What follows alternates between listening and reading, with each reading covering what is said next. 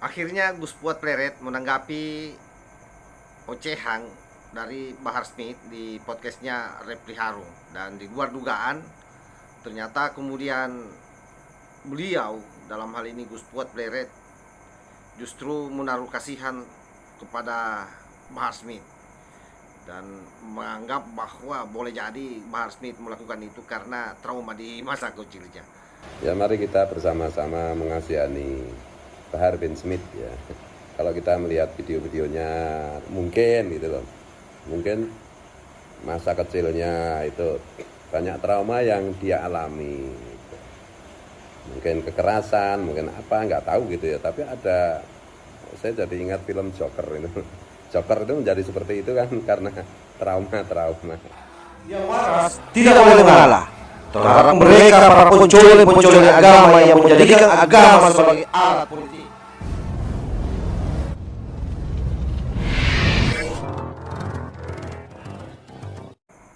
Assalamualaikum warahmatullahi wabarakatuh. Om Swastiastu, Namo Buddhaya, salam kebajikan.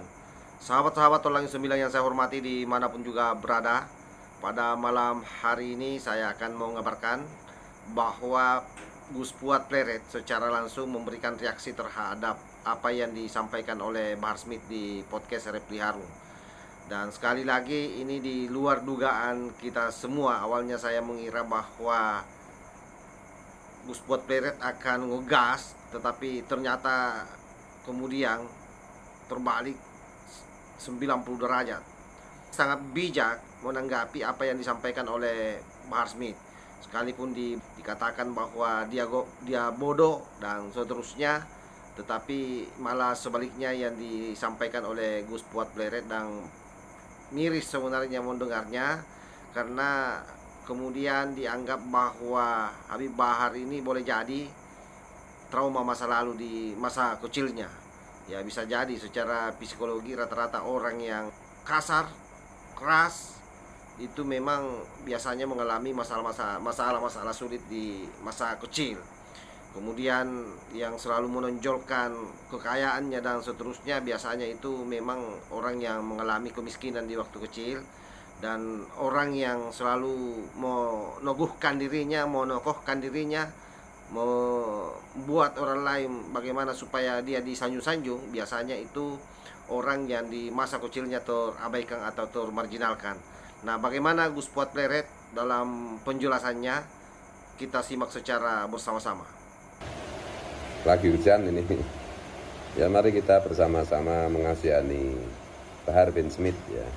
Kalau kita melihat video-videonya, tampilannya yang dimana-mana pakai lipstick, pemerah bibir, pakai bedak, gitu.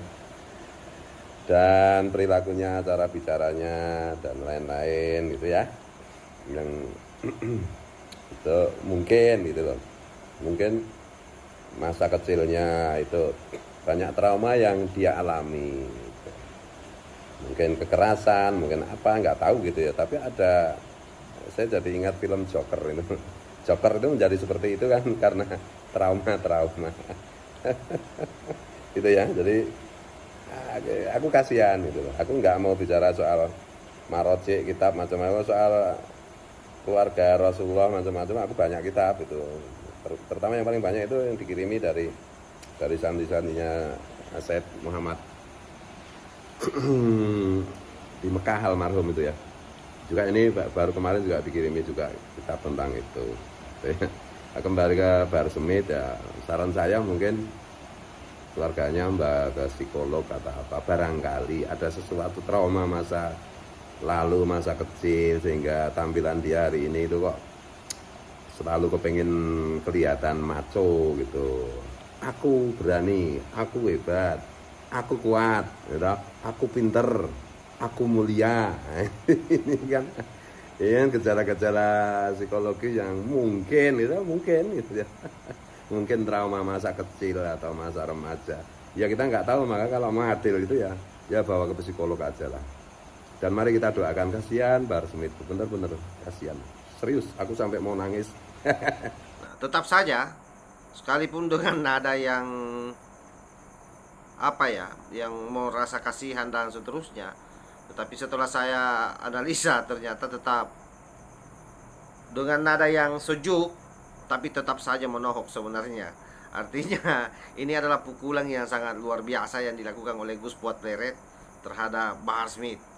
Kalau dalam ilmu kungfu ini disebut dengan Tai Chi Kungfu ya, menggunakan kekuatan lawan untuk memukul balik. Ini yang terjadi ini. Jadi Gus Puat Pleret secara detail, secara gamblang menyampaikan beberapa ciri orang-orang yang mengalami traumatik di masa lalu. Dan mudah-mudahan Bahar Smith mengambil pelajaran dari sini. Dan saya sekali lagi, kita sesungguhnya berharap orang-orang seperti Bahar Smith ini bisa berubah.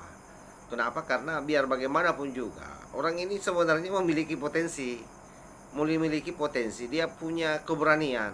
Tinggal saya kira bagaimana caranya supaya cara berpikirnya ini yang harus lurus, harus mempertimbangkan orang-orang yang ada di sekitarnya. Karena saya punya keyakinan ulahnya ini membuat nama habaib itu banyak yang tercoreng. Sebutlah misalnya Habib Lutfi, yang notabene-nya beliau adalah habaib yang memang betul-betul sejuk dan mengajarkan soal keindonesiaan, soal kebangsaan, soal Pancasila, soal bagaimana kita menghormati yang namanya bendera merah putih. Intinya nasionalisme dikedepankan oleh beliau selain ilmu agama tentu saja. Nah, harapan-harapan kita sebenarnya sekali lagi, para habaib-habaib senior yang lain ini, yang khususnya yang ada di barisan NKRI ini, memanggil Bahar Smith ini dengan konco-konconya, diberi nasihat, diberi peringatan. Agar apa? Agar dia bisa berhenti melakukan hal-hal yang sifatnya merugikan banyak orang, tidak saja dirinya tetapi juga orang-orang yang ada di sekitarnya. Wallahul muwaffiq ila aqwamit thariq. Wassalamualaikum warahmatullahi wabarakatuh. NKRI harga mati, Nusantara milik kita.